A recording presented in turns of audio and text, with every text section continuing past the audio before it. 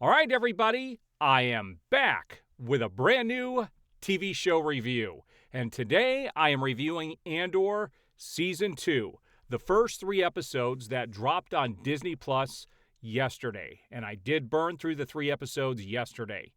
Now, we've got to talk about this here, okay? I am a massive Star Wars fan. I'm not happy with what Disney has done with Star Wars for the most part, but I did enjoy Andor Season 1. Thought it was very slow, and they took a long time to get the story moving. And we get that same kind of thing in these first 3 episodes. Here's what we know about Season 2. Season 2 is supposed to cover a 4-year span of time, leading all the way up to Rogue One, okay? That's a lot of ground to cover, and they only have 12 episodes to do it. And every week they're going to drop 3 episodes. So I figured going into the season that 3 episodes would be a year, a year, a year, a year.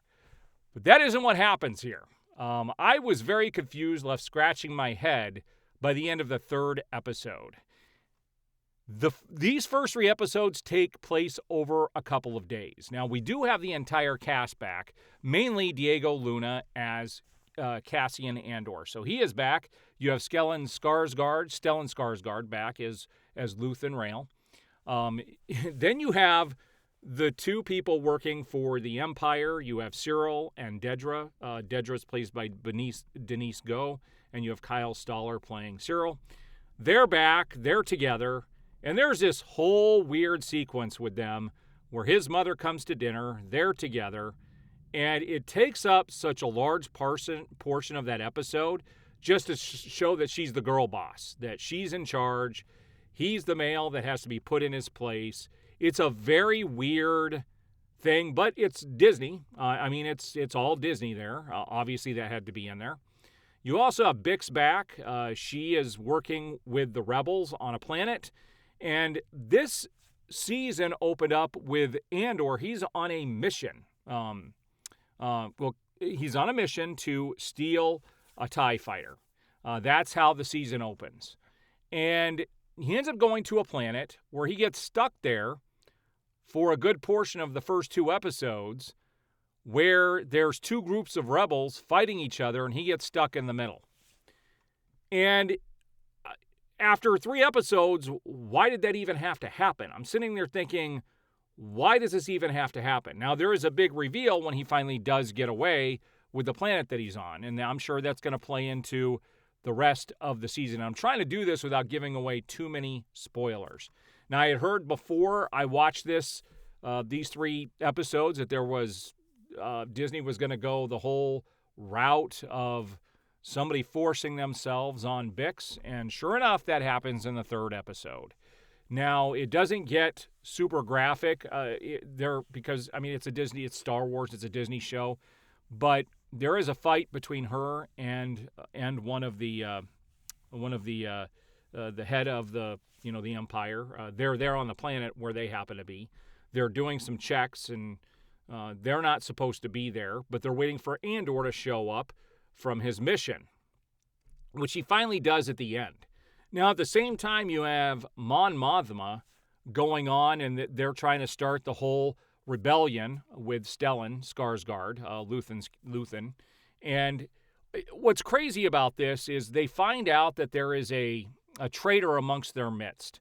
That really upsets Mon Mothma, and so what does she do? She drowns herself in getting drunk at her daughter's wedding because she knows this person is not going to survive.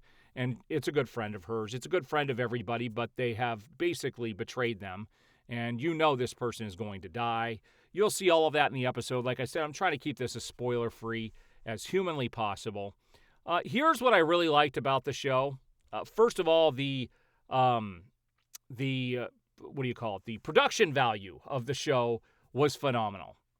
I read somewhere this morning, I think from Star Wars Theory, that these first 3 episodes cost more than all of Obi-Wan. I really wish they would have put this much effort into Obi-Wan.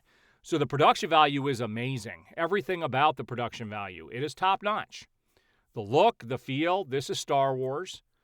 Where this falters is the story. How do you waste 3 episodes when you only have 12, spanning 4 years, to tell this story of where Andor was on a mission to get a TIE fighter. He gets held up for 2 of the episodes.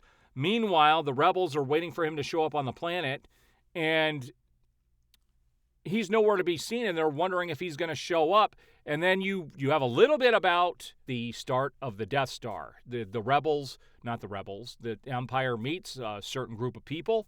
They get to meet, and there's a little bit of talk on how the Death Star gets started. And I'm sure that's going to be a big portion of the next 9 episodes for the season. But overall, this just seemed like a jumbled mess. Everything that happened in these first 3 episodes could have happened in 1 episode, and you might have had more story to tell in the other 2, but they seem to waste their time with the story here. And it is written by the guy who did Rogue One, but this was drawn out. It was not all that engaging. The beginning was good, and the very end was good. Everything in the middle was just like, why? Why? Why? And I guess that's what it comes down to. Why? Why, Disney? Why do you do this to Star Wars?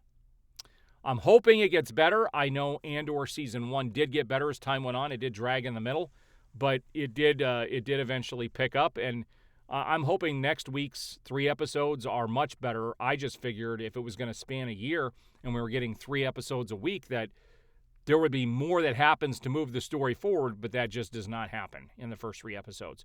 All right, if you guys have watched it, please leave your thoughts below. I would love to hear, and we will see you on the next review.